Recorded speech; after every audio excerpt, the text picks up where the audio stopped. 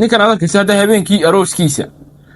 ayaa waxa dhacday inanta reerkooda ayaa cuntadii ay keeneen baa yaraatay sidaa daraadeed ninkan uuba cararay oo uu iska tegeyba wuuna xanaaqay wuxuu la xanaaqayna wax kala maahe cunto yar ayay soo dhigeen cuntadan dadka kuma filna awgeed ayuu ninkan la cararay inanta reerkoodii bilayska la xidhiidheen askartii baa yimid askartii baa u yeedhay oo fiideo arkaysa waa isagoo bilayskii loogu yeedhay xaruntii bilayska iyadiina waxay joogtay reerkoodii xaruntii bilayska halkii ayaa arooskii lagu dhameeyey xaruntii bilayska dhexdeeda taa waxa ka sii daran aroos kale oo ka dhacay waddanka Hindiya ayaa wuxuu ahaa 7 bilood ayaa la abaabulayay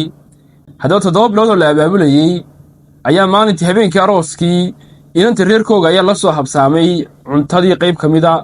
si gaar ah cuntadii la soo habsaamay waxay ahayd cuntada ilaa rootiga iyagu yaqaanaan oo halka soo dhigi doono cuntadaas ay la habsaameen awgeed ayuu ninkan intuu cararay intuu arooskii u kansalay uu gabadh kale waliba u guursay roodhida yar habsaamtay awgeed bal maxay kula tahay fikirkaaga comment-ga inoo qor